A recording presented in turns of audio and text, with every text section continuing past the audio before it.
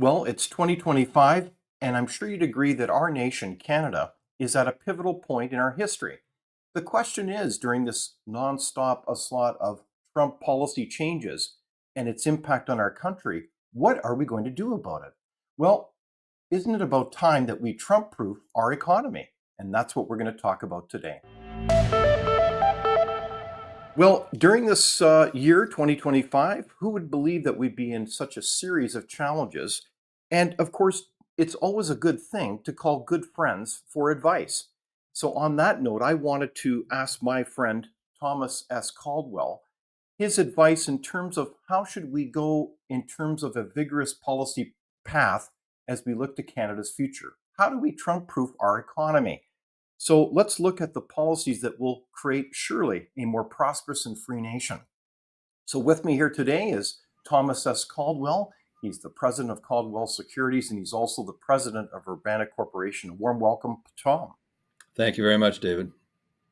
Well, Tom, it's great to have you back, and I should just kind of set the table here a little bit, as they say, as we talk about our past conversation. It's hard to believe it's about 9 or 10 months ago, when back in May 2024, you took out a series of national ads, and you continue to do this as you have been known to do this, on behalf of really, I think, many Canadians that really aspire to the Canadian dream.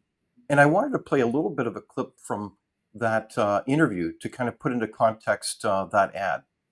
It's fascinating. It was a series of ads, and we'll display them up on the screen here, called "O Canada, Who Stands on Guard for Thee?" And it was a very powerful ad because you reflect on there was a time when so many things were in our country, and we'll go through those in a minute. But I wanted to ask you very simply, why did you decide to take out these full-page ads, basically expressing concern about our country and the need to protect our country? I think many Canadians feel much the same way. I have a unique position in that, many people in large corporations feel much the same way, but they cannot say it. As an entrepreneur, and I'm chair of the companies that we mentioned, I have the scope to do that. And that means I can come under personal attack, or the corporations can. Bank presidents can't do that. So with this position comes the responsibility to say something. I talk to many, many, many people. I'm in the investment industry, clients, etc. And the feeling is universal. And it's not just people who are investors, but union people have been very supportive of what I've said as well. So it was something I really felt I should do. Well, there you have it. It's a really interesting clip, isn't it, Tom? So do you feel any differently about your response from, 9 months ago in the age of this threat of Trump tariffs? Yes, there is a change. I feel more so. More yes. Than what I felt. I'm sort of laughing, David, as you talk. I got fined the other day $4 because I was in a meeting, and in our meeting, anyone who mentioned the name Trump got fined $2. Oh, no. We're sort of letting him set the agenda when we have an agenda that we should be thinking of in terms of greatness, potential, and I the president. I keep saying the president because I'm worried about another $2 fine. It's a wake up call. He's a grow up call that we're for once we're seeing the potential, the possibilities we have, and we're talking about that, and that's a good thing. Well, yeah. So in that context, let's up our game. Let's elevate the level of thinking.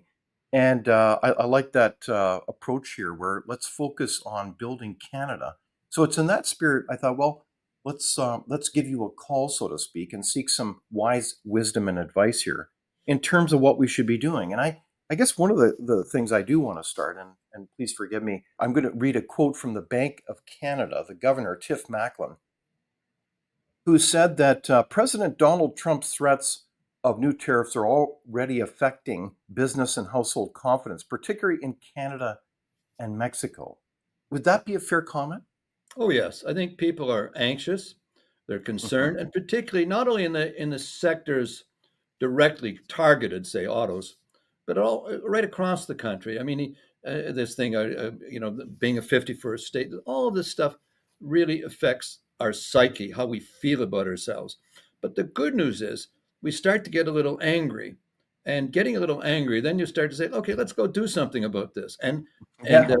we're starting to see things that need to, or finally we're having our politicians, and I use that word advisedly, starting to realize there's some reality here that we have to get involved in, policies Mhm. that work, that will build our country. So that's a really positive thing here. But this positivity is coming out of a sense of fear, anxiety, concern, whatever. Mhm. Yeah, so this has really been a kind of a kick in our backsides to get our game together and get our policy house in order. And I guess it was interesting before you said, well, if anything, in retrospect, I feel even more strongly about the kinds of ads or vision I cast. So, I mean, just to be clear, you're a believer, and that's one of the things that struck me about our conversation last year, was you're a real strong believer, a patriot of Canada, but a believer in the Canadian dream. The sense that we should be the most prosperous free nation in the world. Is that a fair comment? Absolutely, absolutely. And part of that comes from the white hair you might have noticed in this interview. Uh, the generation ahead of me was, as Tom Brokaw said, the greatest generation. They lived through a depression. They fought a world war. They stood up against evil. They built the infrastructure of Canada, the highways, the airports, everything. And they passed that world on to my generation relatively debt free until we entered an era of where government started to buy votes with our money. And we've been in that ever since. But I look back and I had a great sense of pride in being a Canadian, the things we did, not just Vimy Ridge and Juno Beach and this stuff, but we built a country in a very harsh world, a harsh environment, if you will. So I guess the demeaning and diminishing of Canadian history in academia and in the political world has undercut that sense of pride. I don't know that younger people feel the same way, but if they don't, it's too bad because they're missing something great. No, that's a great summary.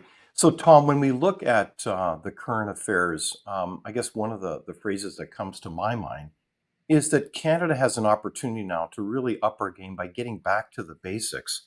What would be the basics? And I know that in our conversations, we can talk about, well, taxes to getting rid of red tape to really improving free trade across the country and improving energy in our nation. Would that be kind of the high level summary at a glance? Everything. It's just everything.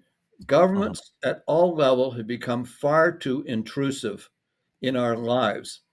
Governments are run by ideologues who've decided what's best for you and for me, despite the facts that their plans, their structures, their programs don't work. They still stick to it.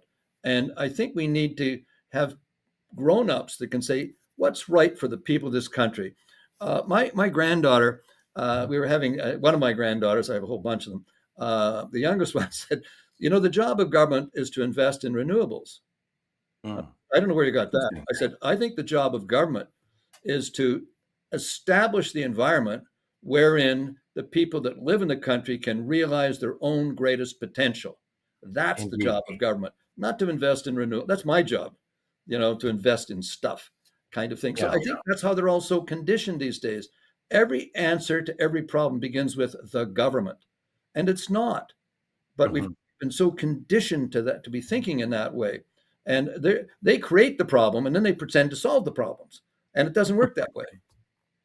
So you're really looking at the big picture and Yeah. challenging us to think about the right balance between, well, the size of the government, the state, and really enabling the unleashing of Canadians to realize, well, as an entrepreneur or anyone, to realize their own dream. And so I guess the question I have is, um, are we so in that way we didn't get the basic principle right. We've gone overboard on having too much government. Is that a principle you'd say?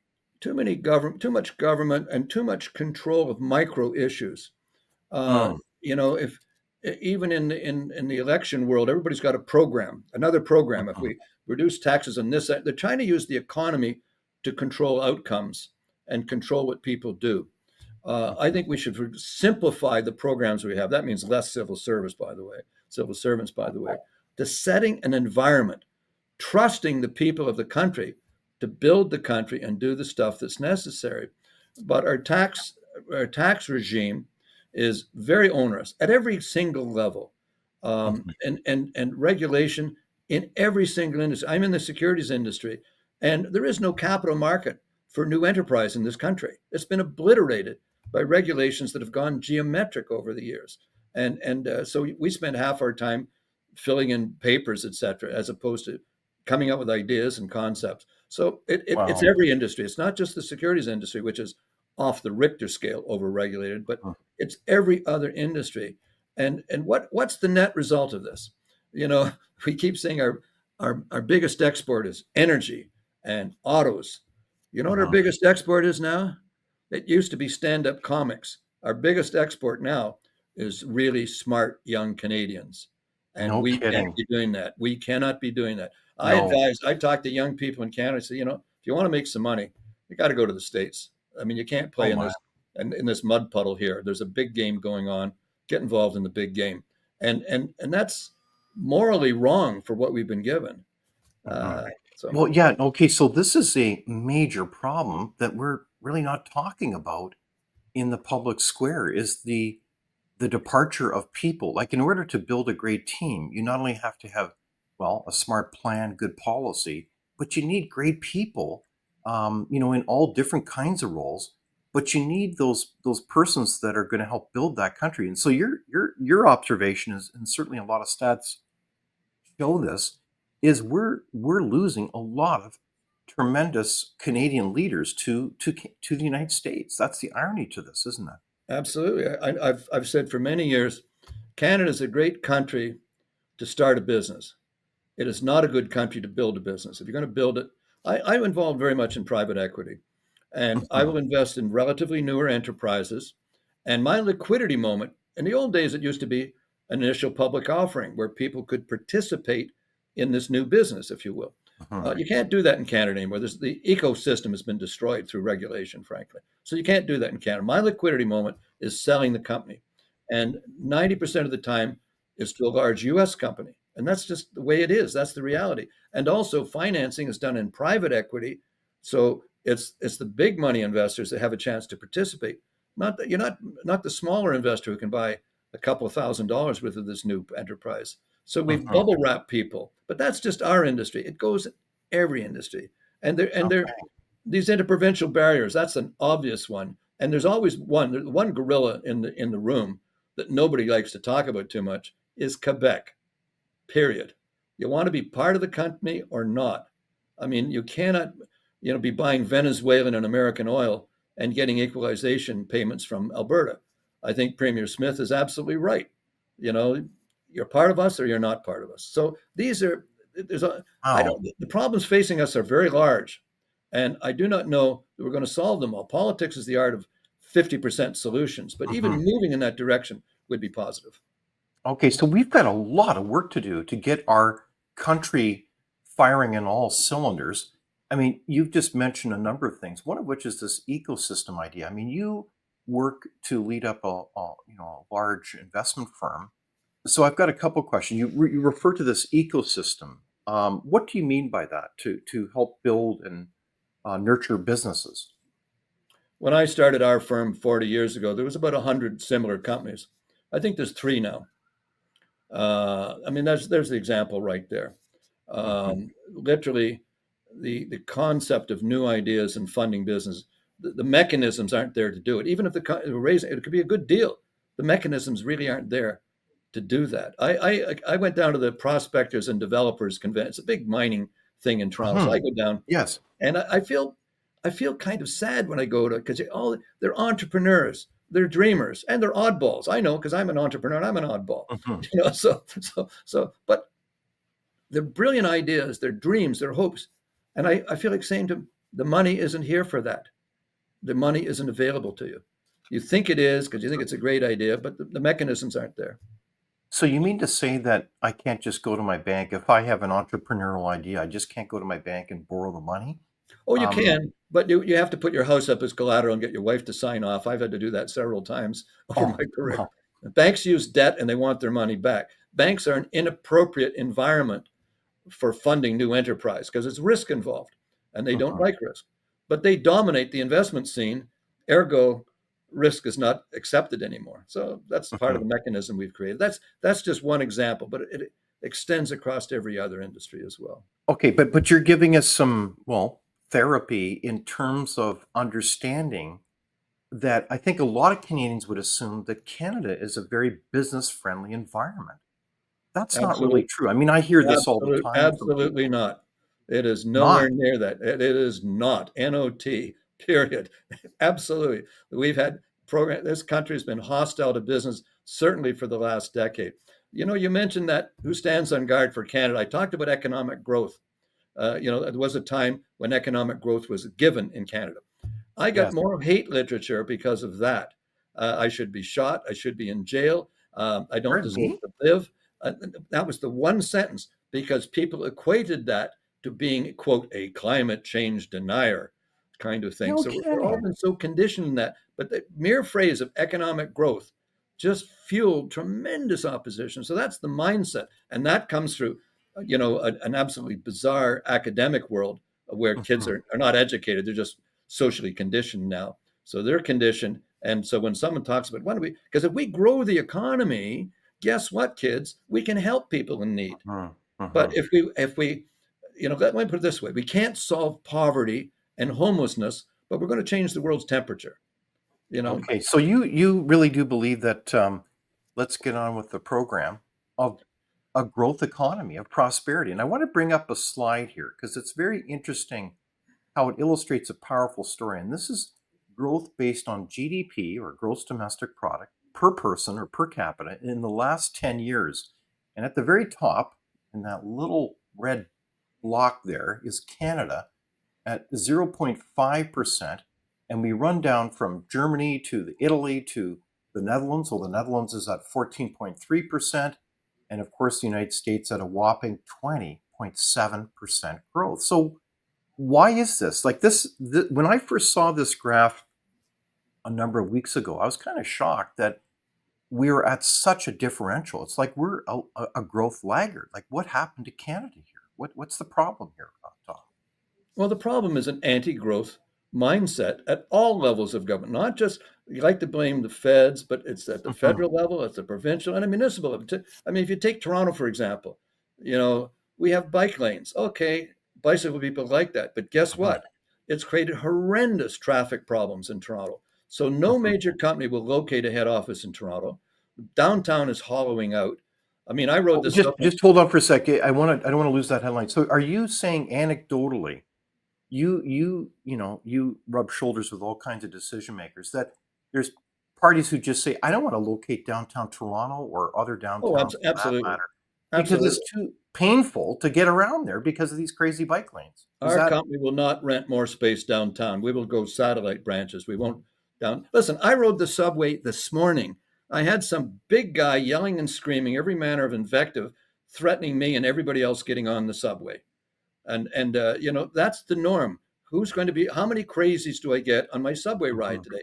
I've mhm, given. I've given. I don't really have them in my pocket here. Yes, I've given bear spray to all the female secretaries and our female people in our office because no they feel kidding. threatened on Toronto subways. And then our idiotic mayor who says, oh, bike lanes are really helping traffic. I mean, ideologues ignore facts and ignore reality. And the point here is, if you go through the path, those are the underground shopping in Toronto, Mhm, 25% of those stores are now boarded up. Restaurants don't open on the weekends because people don't come here. Now, that's at the municipal level. And that kind of right. mindset goes right through the provincial, which controls securities regulation, Mhm, controls and goes into the federal level with all kinds of little Mickey Mouse targeted projects that are going to mhm, change the world.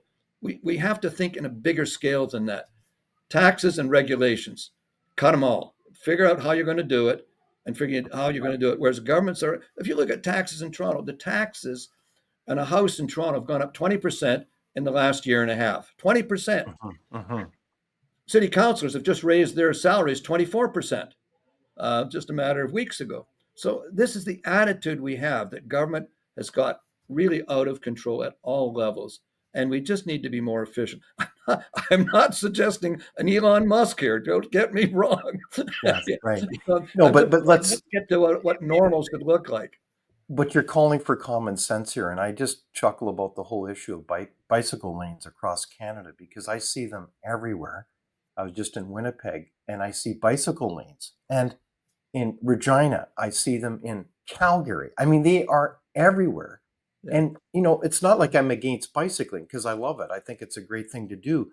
But let's be sensible here in terms of doing this, especially in a relatively, where are we again? Oh, yeah, in Canada, a relatively cold climate. Yeah, I this mean, ain't this is just Denmark. nuts. Yeah, no, it's crazy. So, but I think the larger point, though, that you do make, and you made this last time in our discussion, is the whole phenomenon of concentrated benefits of special interest groups who advocate for harebrained policies that are really not policies. They're not really workable. They don't work. And so they've kind of taken over the chicken coop, so to speak, with these special interest groups. And I think that's part of the challenge, isn't it, in our country, is that we've got a lot of special interests running the show of Canada, and it's hurting everybody. Well, if you have governments that want to buy votes, they cater to special interest groups. We've just gone through a Mm, decade of that, of mhm, basically piecing off with our own money, people sort of doing this. So I think a lot of special interests are out there, but we have to think of the overall citizenry.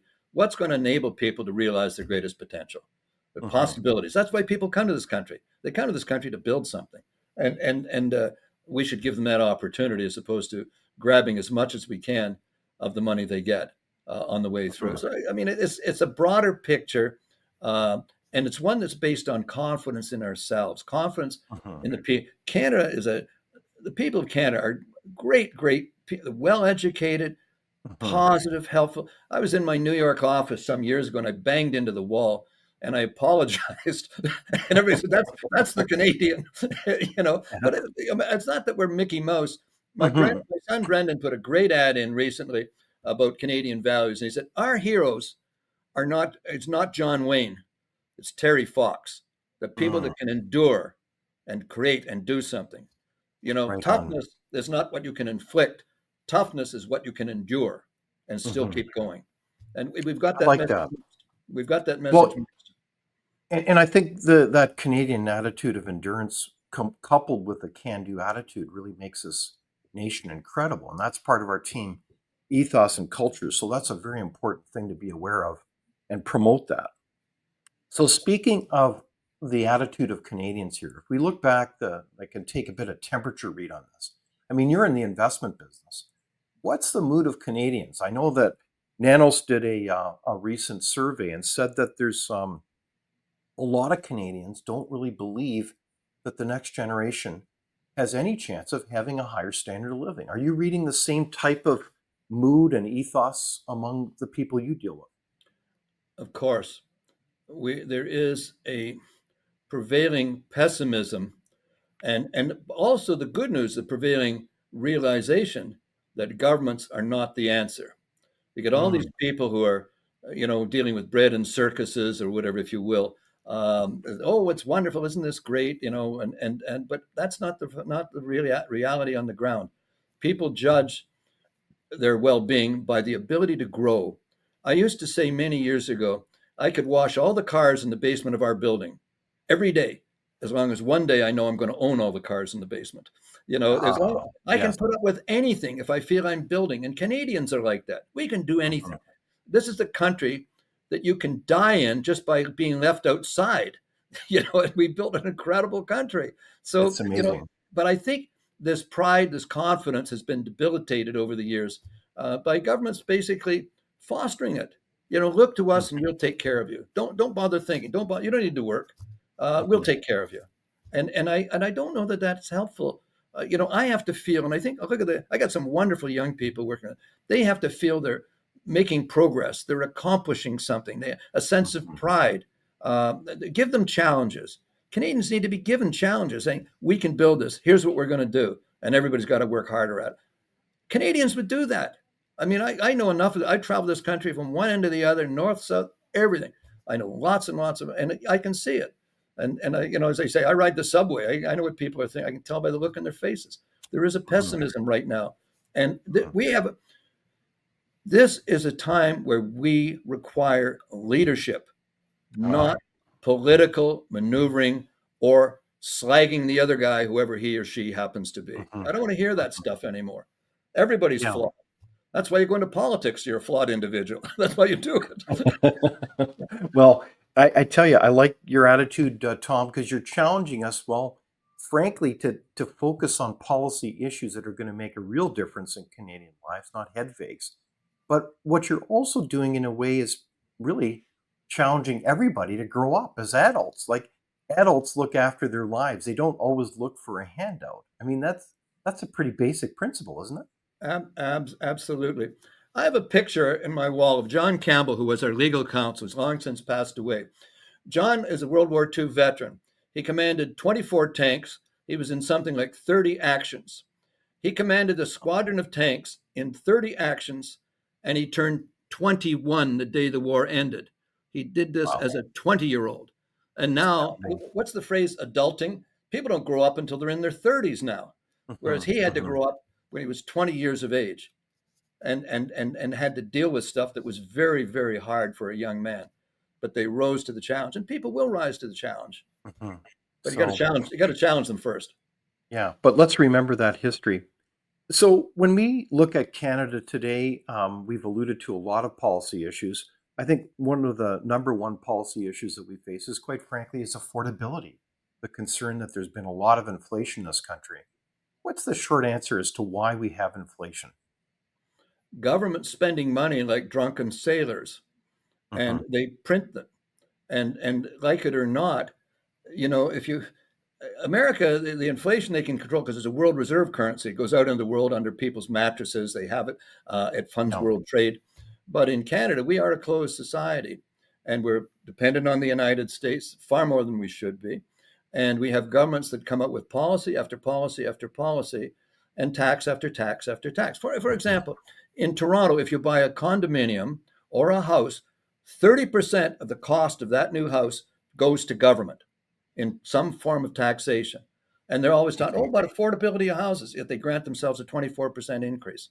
So inflation, it's a double speak.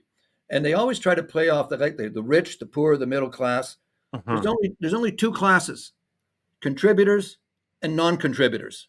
If you make your policies for contributors, yes, we need to help people who can't contribute. We don't have to be as generous with people who won't contribute. But my Mhm. point here is policies for the contributors, and that will create enough money to help people in need.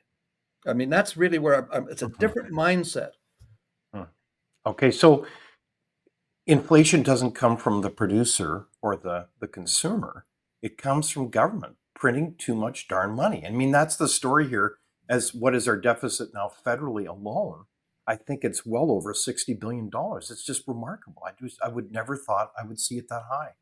I couldn't have dreamed it as well, but nothing surprises me anymore. And if you look at a breakdown of where that money's gone, I'm not going to go into details now, but a major portion went to special interest group, singular Mm, group. yeah. And so, and it's done to buy votes. You're buying votes with our money. So if you Mhm. start splashing money all over the place, and the salary level and the benefit level at the government level is off the Richter scale versus the private sector. And guess what? You have trouble getting people to work 3 days a week. 3 days Wow. a week, and so why wouldn't you have inflation? You Yeah. know, No, exactly. so we what's that old cliche? The chickens are finally have come home to roost. And the Mhm. U.S. president, I won't mention his name because I don't want a $2 fine, Okay. but he has provided a wake up call to say, see what happens. Warren Buffett has a great line when it comes to investing in companies. He said, when the tide goes out, you can see who's swimming naked, and the tide has gone out, and now we can see the flaws in what we Ah, have. So that's a good thing. okay. It's a All good right. thing if we do something about it. I think you're right on. You mentioned earlier about getting free trade within Canada. I think a lot of Canadians would frankly be shocked that we don't have free trade across Canada. And depending on the calculations, that can represent easily 3 or 4% of our GDP. That would mean thousands of dollars in everybody's pockets as Canadians. So why the heck don't we have free trade in this country? Because we tolerate regionalism and special interest groups.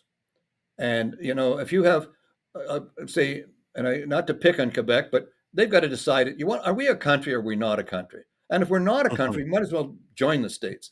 But for example, here's a province that benefits from equalization payments from Alberta and their oil and gas. However, they have never in my lifetime bought one Alberta oil. They buy their oil from Venezuela and the United States, even though a tanker ran the ground off Gas Bay last year, spilling Venezuelan oil all over the place. So they won't buy our oil, Canadian oil. They'll buy it from foreign entities, and they get equalization payments from Alberta. Oh, and by the way, we will not allow a pipeline to go across Quebec with oil or gas so we could have LNG plants in the Maritimes and export to Europe where it's demanded, they need oil. And the same in the West Coast. We're getting the first plant just coming on stream. They've been talking about that for the last 30 to 40 years. And Bizarre. Regional groups saying, oh, no, it's going to interfere with the salmon or something like that. So are we a country or are we not? And if we want to live off the fat of the land and be dependent on Americans, that's fine. That's what we've been doing, actually. But I think it's kind of an outrageous situation when another province is really preventing other provinces, like, well, it's not just Alberta, but Saskatchewan. You've got Alberta, BC as well. I mean, a number of provinces could be exporting way more oil and gas to the larger world market, getting world market prices. Absolutely. And yet we're not. I mean, it's dysfunctional, and that's costing Canadians a lot of money because we don't get world market prices. Is that a fair comment, Tom? Absolutely. Absolutely. I mean, it's just, we've got all these idiotic barriers to protect that little group or protect some particular language rights or whatever. And somebody's got to blow through this and say, you know what, this is over. You got to do that. But that takes a risk. And politicians won't take that risk. Politicians will not risk losing votes because the goal of every politician is to get reelected. And what kind of money do I have to splash around? What do I have to tolerate to get those votes? A leader is someone who stands up for what they believe in and saying, I know it's unpopular. This is what we're doing, and here's where we're going. And I think Canadians would rise to that challenge if they could. But we've tolerated this basically selfishness. We've tolerated, and the major government, the federal government, has got to say enough of this already, and whatever we have to do to make it happen, do it. And we're not going to solve all these problems. They're so large, they're so embedded. I won't be here to see them solved if indeed they are ever solved. But even partial movement in that direction is going to be positive. So use the word tolerant of these kinds of dysfunctional, frankly, I don't use this word often, but crazy public policy. Yeah. That we would allow this kind of, well, for example, this price differential, because we only have one primary customer, namely the United States for our oil and gas, we don't get full market price because we're not selling to Japan and Germany and all these other markets. So we actually leave on the table a horrendous amount of money. I think that over the last 10 years, it's been at least $400 billion. And don't quote me on that because there's different ranges of figures here, but we can figure that out, that figure. The point is, are we as Canadians so tolerant of these dysfunctional policies because we're not aware about how they impact us? Like, I think for a lot of Canadians, they're just simply not aware of this world, and they don't realize that that's why we have such a big income differentiation between our incomes are so much lower than, well, say the lowest state, I believe is Mississippi. Yep. In Ontario, the average family's income differential is some $30,000 difference, Tom. I mean, this is huge. Yep. But Canadians don't understand this, do they? Well, it's partly, it's the fault of an uninformed populace, which means the media. The media just goes along with party lines, whatever party they happen to be supporting. They go along with whatever is going. There's not any in-depth journalism anymore on any topic, as far as I can see, or any serious analysis of what's actually happening. Just take a look at the Trans Mountain Pipeline. It's just started. It's opened up just recently. That was originally a $5 billion project. I think it ended up, give or take, 35 to 40 billion because of protests out there. And by the way, I think those protests were funded by U.S. companies to keep Canadian oil off the market. But we tolerated that. And when I mention tolerance, the only parallel I can think is in the area of substance abuse, alcohol or drug abuse, they use the phrase an enabler, Oh, enable. yes. And our governments have enabled this dysfunctionality just to buy votes for themselves. Period. It's not complex. Bizarre. This is not Mensa stuff. Yeah. Well, and ironically, they've enabled the funding, the pocketing of, well, you tell me who they are exactly, but rich US based oil refiners to pocket the difference because they refine the cheaper Canadian oil and then they sell it for a larger profit at world price. I mean, it's crazy, isn't it, Tom? Well, I don't know how the mechanics work, but conceptually, yes, it is crazy, and it's because of all these choke points we have, and we only have basically one major pipeline, the Trans Mountain, that takes oil out. Hmm. There should be Hmm. several going in different directions. We could be a world energy superpower, and again, somehow or other. For example, I always thought it was amazing that everybody objected to natural gas. Natural gas is one of the most efficient heat providers, energy providers ever. Never mind electricity or anything Hmm. else. It is the most efficient. And by the way, in the third world, emerging world, it replaces coal. But it was always Hmm. amazing to me that the environmentalists opposed natural gas being exported anywhere. It's just, it doesn't fit with reality. You know, it's interesting. One of the talk that has risen now is that if our is the whole idea of utility corridors, the idea that you could have wide swaths of land of, say, 5 kilometers, where you would have a myriad of products being traded and moved across the West to Tidewater. For example, one proposal is to move a corridor from across Alberta, Saskatchewan, Manitoba to Port Nelson in the Hudson's Bay. So we can get products going in every way: electricity, grain, and even oil and gas. And this could involve First Nations, it could mean prosperity. But why, if our country is in a national crisis, why wouldn't we have started that yesterday? Because that could mean hundreds of billions of dollars of wealth for everybody in this country. Isn't Well, that a and no-brainer? No, well, it isn't, but you're starting to see with the warming of the Arctic, Hudson Bay is going to become a viable shipping point at some point. So maybe my beachfront property in Hudson's Bay might be worth something. I'm joking here, but that's obviously a course. But keep in mind, the president of the United States is very concerned about the freeing up of the Arctic Passage. It cuts Mhm. 2 weeks off of China shipping to Europe, for example. They want to be involved in that. They don't consider that Canadian waterways. They consider international waterways. Mm, Well, mhm. there's a different. This is part of this game we're currently living through about a 51st state. We're talking about the Arctic here, so yes, that does present a significant opportunity to Canada. And remember, that's how the Hudson's Bay Company got started. They shipped Yes, goods into Hudson's Bay, and the Indigenous could bring their furs north because they couldn't go through Iroquois country because they'd all be slaughtered. exactly. And that's, remember, they all weren't Exactly. nice people. They Yes. did it through Hudson's Bay, and they would ship the pots and pans and whatever and trade it for beaver, and then that's how it got built. So maybe we're returning to our roots. Who knows? Yeah, let's get back to the Hudson's Bay as we close some of those Hudson's Bay stores. I mean, it's really quite ironic, isn't it? So, I mean, part of this whole energy debate and discussion is really quite interesting because we know that energy is one of our ace cards. It's our largest exporter. It's a cornerstone to our economy, and yet we've got this war on Canadian energy. And I guess my question is, isn't that an industry that we should be embracing to really rebuild this country? I mean, that is a kind of a foundational element for everything. It's not just oil and gas, it's manufacturing, it's forestry, it's mining, it's everything that we want to do as a country, is it not? Well, we are essentially a natural resource provider, or should be. But most of our major mining companies are taken over by foreign companies. Inco, Alcan. These companies are no longer Canadian.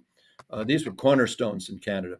Uh, but we are a natural resource country in every area, whether it be in grain, whether it be in canola, whether it Mhm. be in lumber, whether it be in mining. But again, a mine. I have some interest in the mining area, and we have a gold prospect. I don't know if it's going to become a mine or not. But if it became a mine, That mine will not go into production for at least 17 years.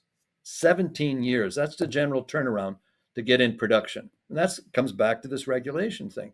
So the industries like autos, those have been a great add-on. They're wonderful for our country. We're trying to diversify from natural resources, but it may be that we have to drop back and really build the resource component of our economy and work our way back out from there.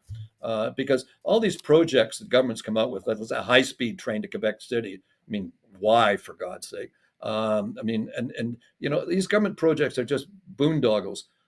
Let us build on what we have, and we can build an incredible country by doing it. But we got to cut down the time involved in getting things into production, into mainstream. But we're a resource economy. Start with that and build our way back. I think you're right.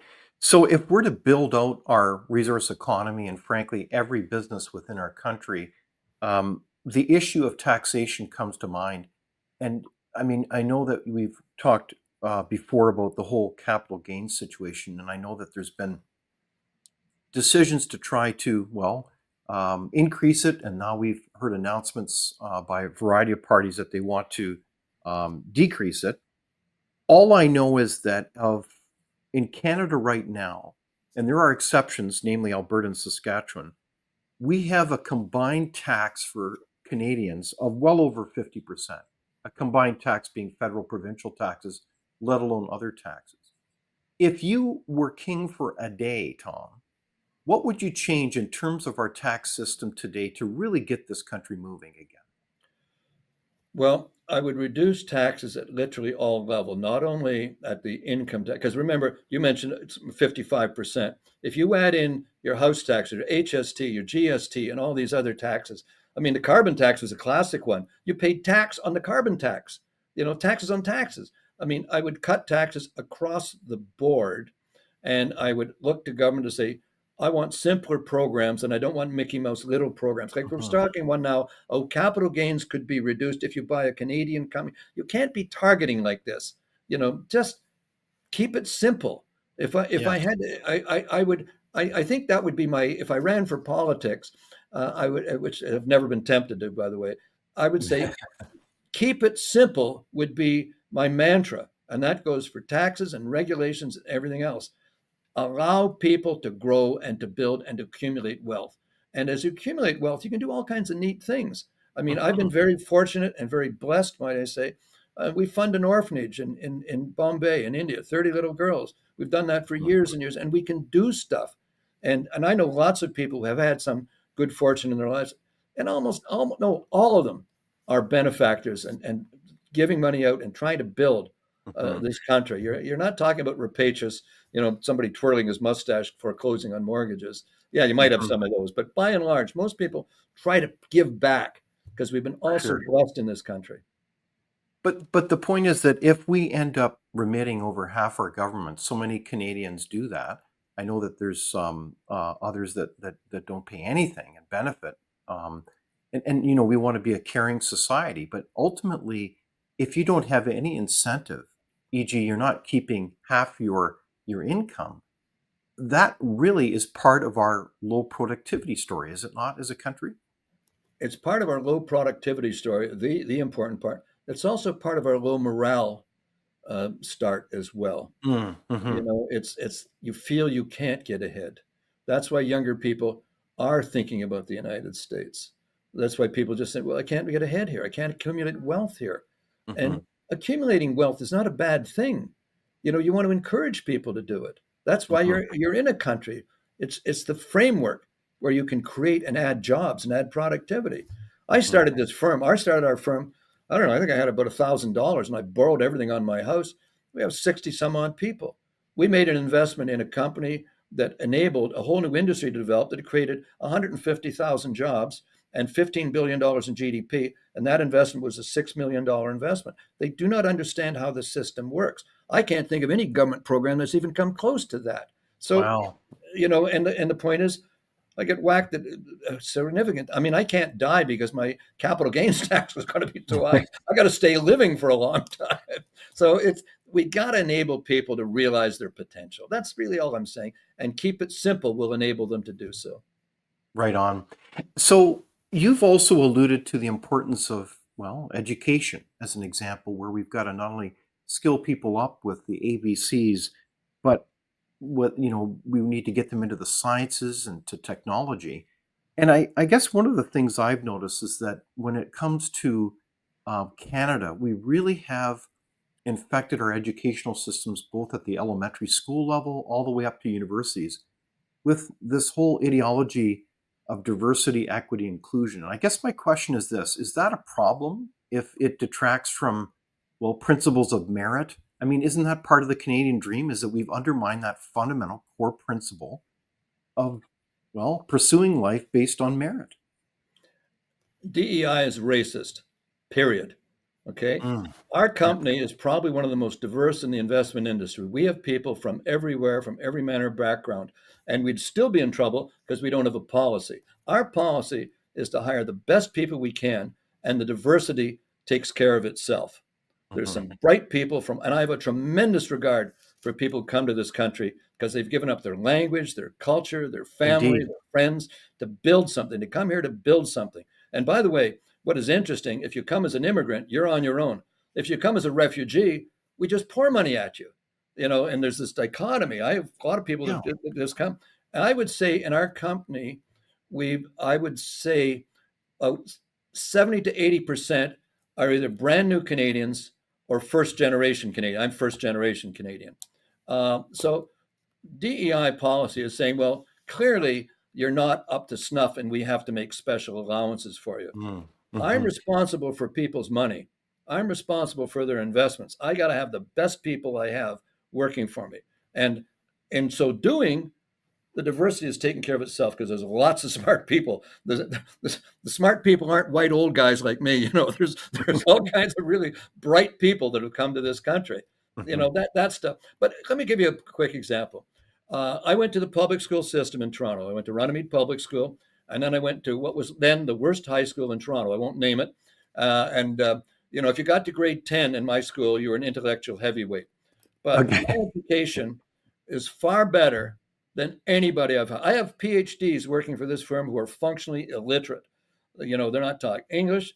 Forget about history. They have no idea what this country was based upon. And that, if you delete your history, you deplete your confidence in yourself for the future. You live on the people that went before you, trying to match Mhm. up to them. Mhm. So I say I went to a very, very, and I did continue on. I went to McGill and graduated in economics and philosophy, which makes me functionally useless. But but my point is, I got a good basic education, and I have Mhm. to proofread research reports written by people with degrees way beyond me because they're not educated. They're socially conditioned, but not. And I blame academia for that. And the caliber of teaching has gone way, way, way down. And in my day, the teacher was really great status. He was up there with the doctor, the lawyer, the priest, etc. The teacher was a big deal. If you got whacked by your teacher, you got whacked again at home. And that whole thing has changed now. That kids are not learning anything substantive to help them in the world. I look at my grandkids. They're taking what I call the unemployment degrees, the humanities and something like that. I saw a young gal on Avenue Road, a little girl. She has a helmet on, and she's on the. And I don't even know the kid, but I'm really proud of her. She's out doing something as opposed Mhm. to wondering about indigenous problems and whatever, all this other stuff. Mhm. And there are problems, and people need to do that. But don't get me wrong. Let's go do something real, and that's the So, education system. okay, so well said. So within that context, though, there seems to be that theme. Let's get back to the basics, the ABCs, the skills, but let's also teach our nation's identity and story. Let's teach civics again. I mean, it sounds like we need to. I mean, I don't understand why we would not teach civics anymore in our school system. It seems like we're really letting down not only ourselves, but the next generation. Canada is a wonderful story, a wonderful story. There's so much to it. There's so much mosaic to it. For example, if you were indigenous or a royalist, you had to get out of the United States at the Revolution because you were slaughtered. That was a genocide, make no Mhm. mistake. If you were a slave in the United States, you were not free if you got to the northern states because you had to be sent back. You were chattel. You weren't free until you got to Canada. You know, Right on. this was Yes. the steam valve for America. This is where Mhm. people came to have freedom. There's a museum, an exhibit at the ROM about Auschwitz. If you were in Auschwitz in that concentration camp, if you were moved to duty that might keep you alive, like sorting clothes, it was described as, I'm going to Canada. That was the dream of people. I'm going to Canada. And that's just part of our stuff. I'm not talking about punching beyond our weight in world wars or anything else, but this is a place that provided people freedom to grow. And we've forgotten that stuff, and not one thing I said has been taught in school. Right on. So let's remember our history and celebrate it and learn from it as well. I mean, no nation is perfect, that's for sure.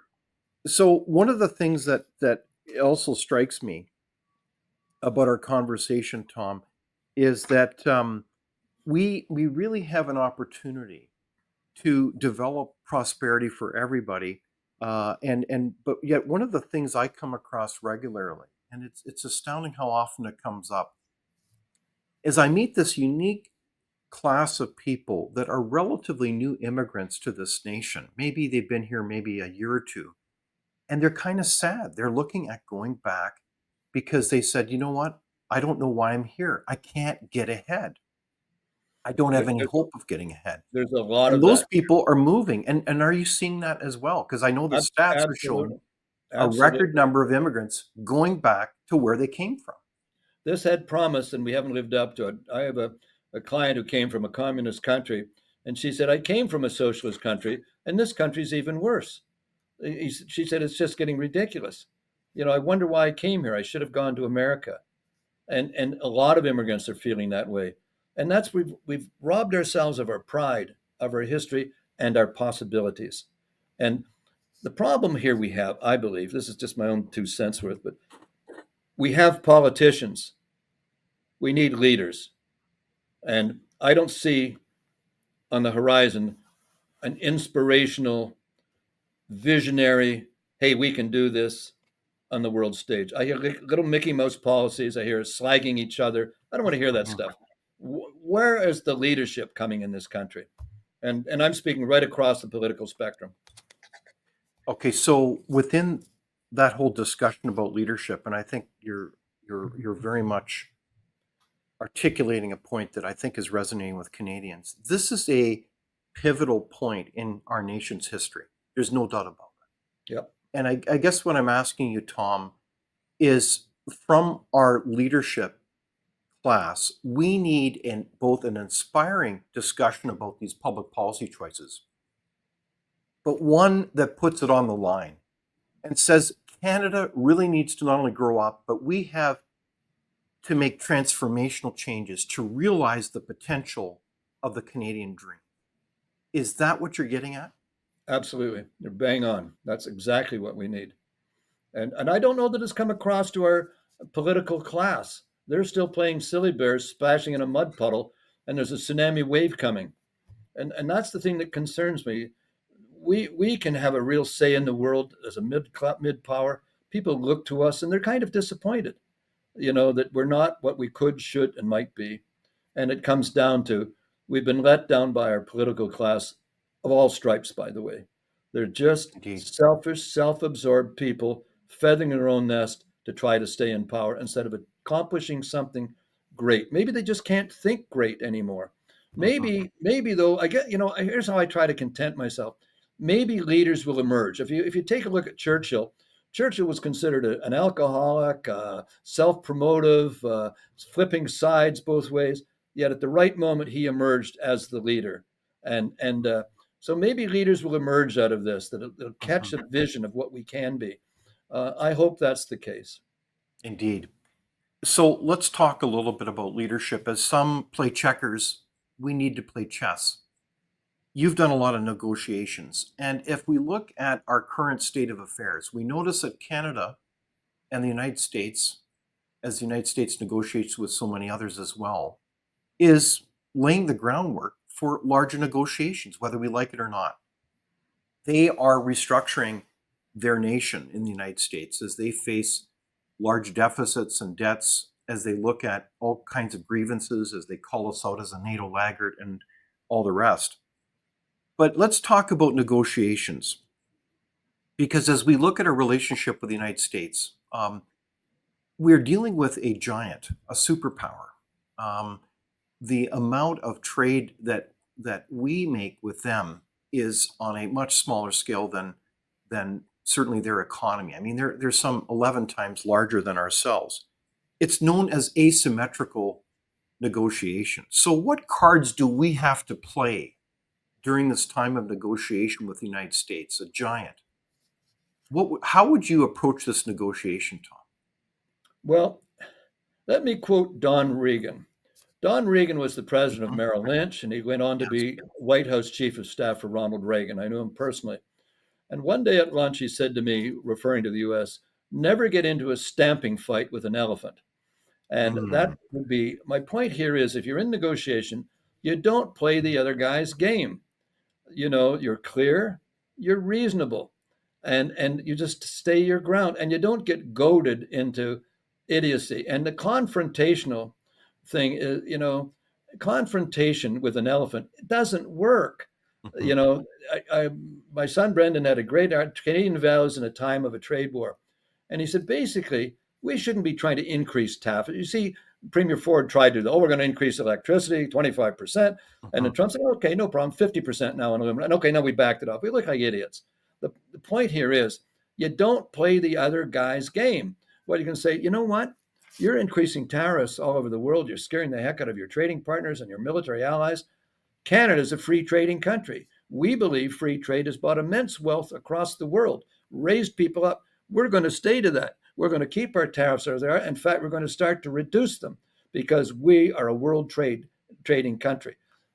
Go exactly. It's like judo, taking your opponent's momentum and just diverting it, if you will. But I think that's the negotiation. But everybody wants to cloak themselves in the flag by being a tough guy. That's just for the domestic audience. That's mhm. not going to achieve anything with this guy, anything. But it'll be interesting to see what he does come up with. In fact, because there's a lot of inflammatory rhetoric. I still think the feeling is he's going to back off to some degree. Okay, so we need to be smart in terms of our negotiations. And this is part of what I refer to as Trump proofing our economy, is not only getting back to the policy basics, like whether it's energy, taxes, regulation, and all the rest, but it's also the tactics and strategy by which we negotiate with our largest trading partner. So, my question is also, shouldn't we understand where the United States is coming from? I mean, I think there's a lot of rhetoric that's going on that says that somehow this is all just coming out of the blue. This isn't. This has been bubbling now for quite some time.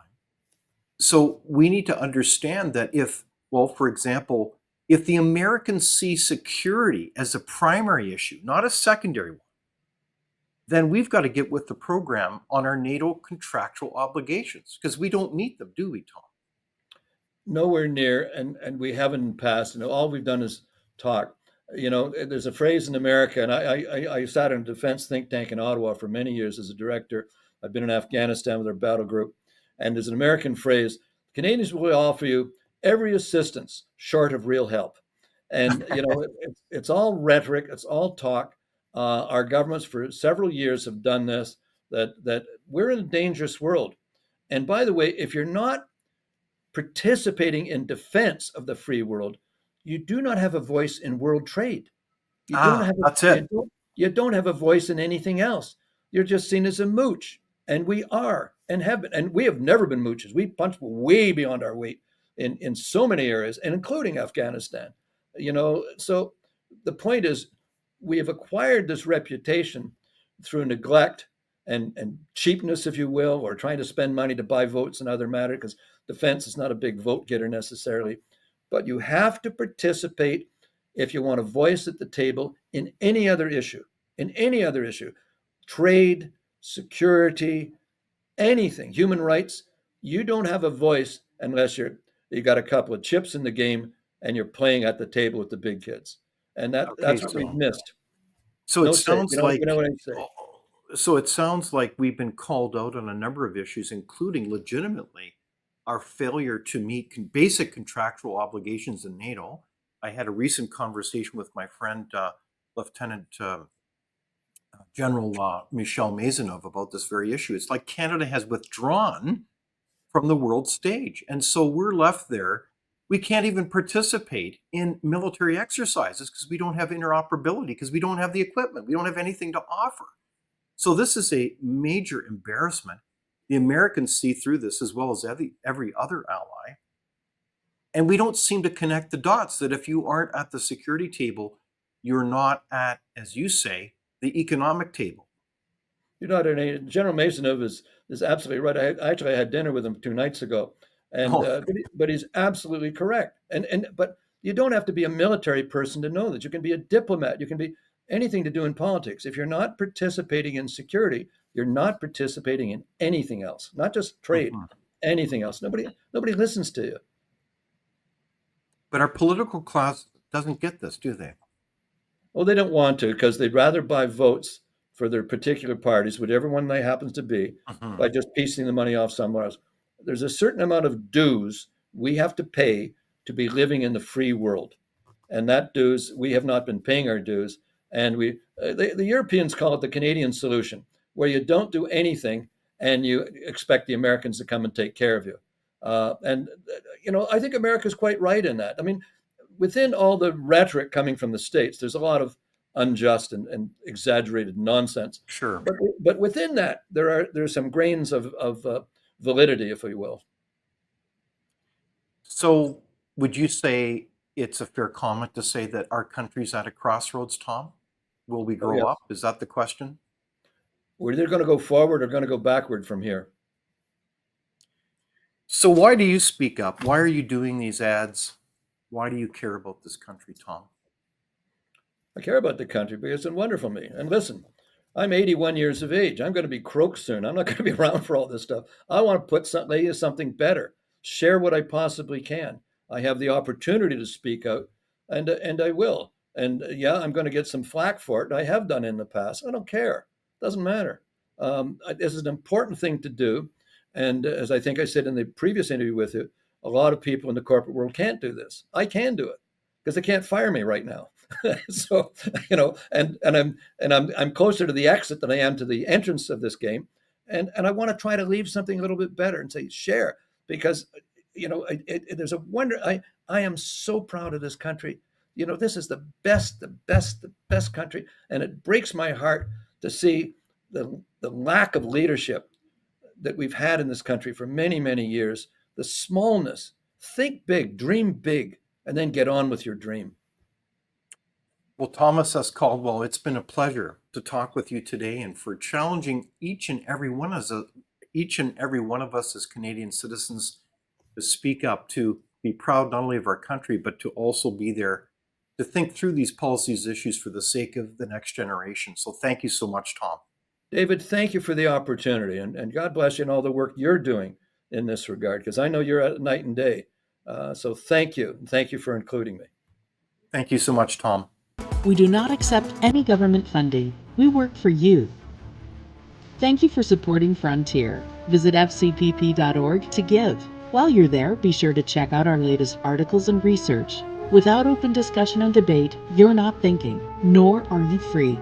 Comment below. We'd love for you to join the conversation.